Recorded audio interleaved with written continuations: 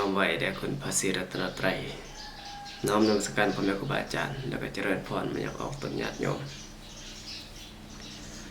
ต่อไปนี้อาตมาภาพก็จะได้มาอ่านพระสูตรให้ฟังเกี่ยวกับการหลังจากที่เฮานี่ก็แน่นอนอยู่แล้วนะก็จะต้องมีการแตกดับจะต้องมีการตายจะต้องมีการสลายในวันใดวันหนึ่งนะแต่ว่าก่อนที่เราจะตายหรือก่อนที่เราจะดับเราควรเฮ็ดอีหยังที่ว่าเป็นสาระสำคัญแก่ชีวิตควรที่จะเฮ็ดอีหยังก่อนที่จะตายก่อนที่จะถึงวันนั้นก่อนที่จะมีวันนั้นเกิดขึ้นก็คือวันแห่งความดับวันแห่งความตายนะพวกท่านเฮ็ดอีหยังก่อนนะแสดงในพระสูตรนี้เพิ่นมีพราหมณ์2 คนนะก็ได้เข้าไปหาพราหมณ์คนเฒ่าคนแก่ดอกนะว่าไปหาพระพุทธเจ้าว่าเด็กนั้นจะกระทำประโยชน์ได้เนาะอายุก็หลายปีแล้วหลายปีอยู่นะถึงขั้นว่าฮอด120 ปีนะฉะนั้นก็ฟังเบิ่งในพระสูตรนี้ในพระไตรปิฎกเล่มที่20นั่นเด้เนาะอยู่เล่มที่20ข้อที่491นะสมัยหนึ่งพระผู้มีพระภาคนะประทับอยู่ที่พระวิหารเชตวันอารามของอนาถบิณฑิกเศรษฐีใกล้พระนครสาวัตถีครั้งนั้นแหละพราหมณ์2 คนนะเป็นคนชราแก่เฒ่าล่วงการผ่านวัยมาโดยลำดับนะมีอายุได้ถึง120 ปีแต่กำเนิดได้สวดกันเข้าไปเฝ้าพระผู้มีพระภาคถึงที่ประทับก็ได้ปราศัยกับพระผู้มีพระภาคขันผ่านการปราศัยพอให้ระลึกถึงกันไปแล้วนะจึงนั่งอยู่ที่ควรส่วนข้างหนึ่งขันแล้วก็ได้คาบทูลว่า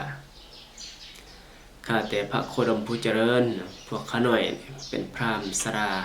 แก่เฒ่าล่วงการผ่านวัยมาโดยลำดับมีอายุได้120 ปีแต่กำเนิดแต่บ่ได้สร้างความดีบ่ได้ทำกุศลบ่ได้กระทำกรรมอันเป็นที่ต้านทานความหยาดกลัวไว้ขอพระโคดมผู้เจริญทรงโอวาทสั่งสอนพวกข้าน้อยในข้อที่เป็นไปเพื่อประโยชน์และความสุขแก่พวกข้าน้อยสิ้นกาลนานเถิดนะเพิ่นก็ได้กล่าวอย่างนั้นพระผู้มีพระภาคตรัสไว้ว่าพราหมณ์เป็นความจริงพวกท่านเป็นคนชราแก่เฒ่าล่วงการผ่านวัยมาโดยลำดับนะมีอายุได้120 ปีแต่กำเนิดแต่บ่ได้สร้างความดีบ่ได้ทำกุศลบ่ได้กระทำกรรมอันเป็นที่ต้านทานความหยาดกลัวไว้พราหมณ์โลกนี้ถึกชราพยาธิความตายนำไปอยู่เมื่อโลกถึกชราพยาธิความตายนำไปอยู่เส้นนี้ความสำรวมกายความสำรวมวาจาความสำรวมใจในโลกนี้ย่อมเป็นที่ต้านทานเป็นที่หลีกเล่นเป็นเกาะเป็นที่พึ่งเป็นที่ยึดน่วงของเขาผู้ละไปแล้วชีวิตถึกชรา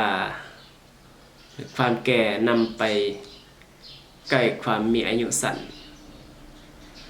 ผู้ที่ถึกชรานำไปอยู่ย่อมบ่มีที่ต้านทานเมื่อบุคคลเล็งเห็นภัยคือความตายนี้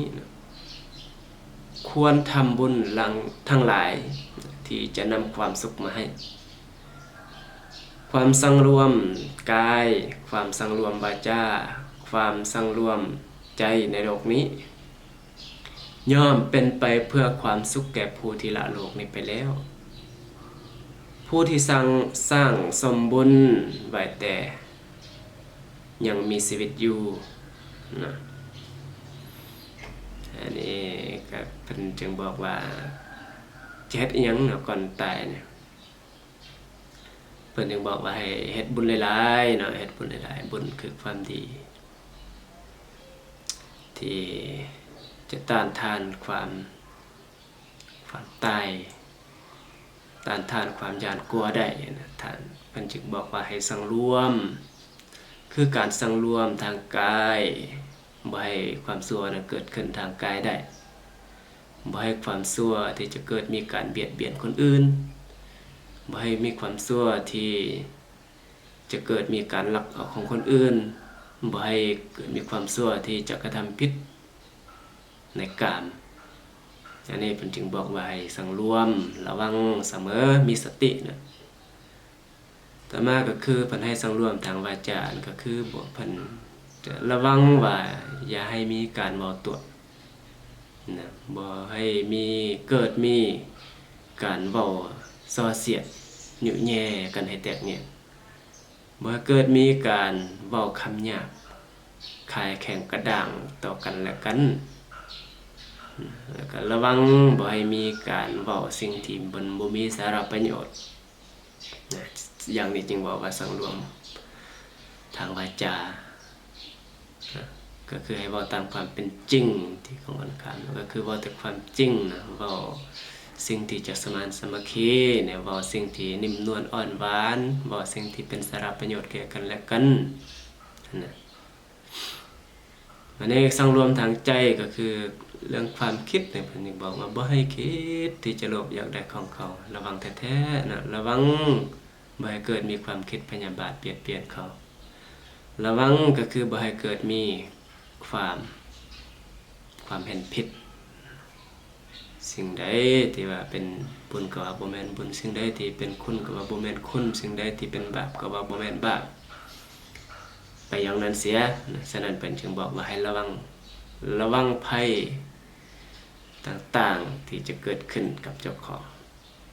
อันนี้คือ